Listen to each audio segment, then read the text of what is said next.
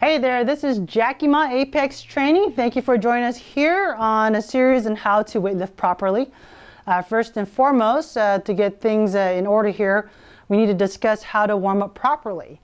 And the reason why we warm up before we engage in physical activity, especially rigorous activities such as weightlifting, it does several things. One and foremost, it prevents injury. It allows us to gradually elevate our heart rate. Like as the name implies, it warms up our body, decreases the risk of strains and pulls, which allows us to get into proper positioning for the lifts. Secondly, it sets up our mindset with getting ready for what's to come down the pike. It prepares us for like how a soldier is preparing for war, like how a student is preparing for a test, and how an athlete is preparing for a warm-up. It gets us in that frame of mind that it's game on, okay?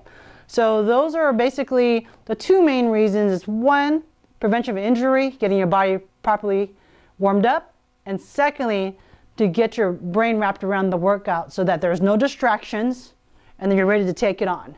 Okay, so what I have here is a 5-foot length of PVC pipe. You can purchase this at Home Depot.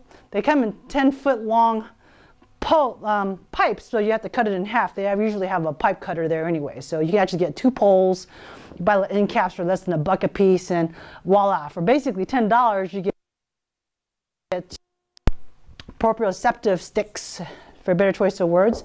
And so what I usually do when I warm up with my athletes, I'll get on my knees so you can see my upper body better, is that we'll take the PVC pipe and you start doing easy circles. Okay, so to the untrained eye, it just looks like you're just rolling around, elbows bent. If your elbows are bent, you're not doing it right, okay? All right, if you're doing it forward here, like you're rowing a kayak, you're not doing it right, okay? If you're stretching all the way back there, it's not a back scratcher, you ain't doing it right, okay? So how you do it properly is when you do the figure eights, so let's say that this is my motor arm, this is my movement arm, and this is gonna be my stretching arm, okay? So this arm moves here to stretch my lats. It stretches all my like shoulder adductors here, those muscles that make my arm go like this. So I'm going opposite. So I'm actually pulling here to stretch here. So I'm pulling and stretch. You see how my elbows are straight and I'm pulling over, and if I go here on the side here, all right, I'm not really going terribly far back. I'm just kind of keeping it in the plane of movement. Now I do have a snatch grip on here, not a clean grip. You want a nice and a bit on the wide side, okay? So I'm pulling to stretch, okay, pulling to stretch, all right? And then from there, then you want to work the opposite side. Now you want to stretch the right side, okay? So I'm pulling the left, stretching the right. Again, just to demonstrate, I'm pulling with my left arm to stretch the right side, okay? And it's so important to do this properly because, like I said, it will reduce your likelihood of a rotator cuff strain or injury. So even warm-ups with the PVC pipe, don't take it lightly. It's important to do it, okay? All right, so once you're done with that warm-up for your shoulders, all right, you can go into your hips and your knees, all right? So from here, what you want to do is you want to find that position where you can keep the bar away from you, like about 10 to 12 inches. And when you're squatting, you want to keep your chest up and your knees out, okay? Keep your back straight, okay? So when you warm up, like for older athletes or people that are not as flexible, you might be able to go to here and then you warm up and you go a little bit further down, okay? Don't go down there and start, doing side stretches and stuff. Not good for the labrum of the hip. Trust me on this, okay? So again, once you get nice and warmed up, you might want to spend like 3 to 5 minutes of doing this, all right?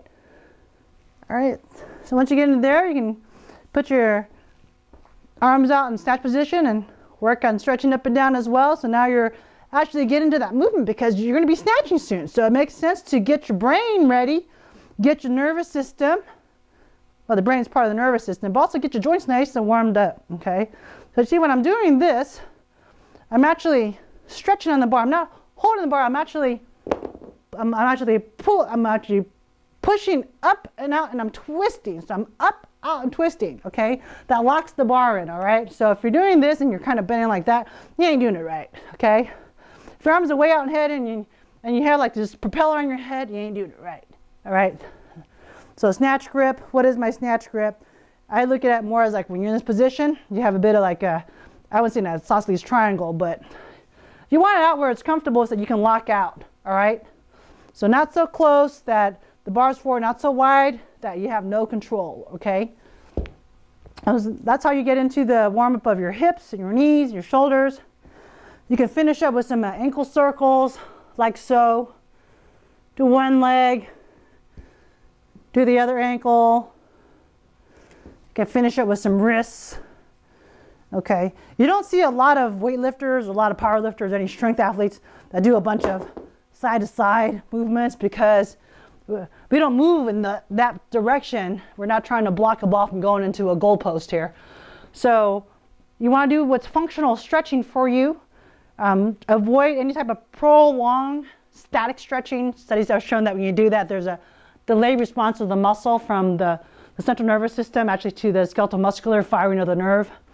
In other words, there's too much slack in the muscle when you stretch for prolonged periods of time, meaning like more than 10, 15 seconds. Just go, get into the movement, get out, get into movement, get out. So it's a warm up, not a warm down. Okay, you guys? So anyways, I hope that was helpful. Please subscribe and like Apex Training if you found this beneficial. And we'll catch you guys next time on how we start working on the hang snatch pull. All right, thanks.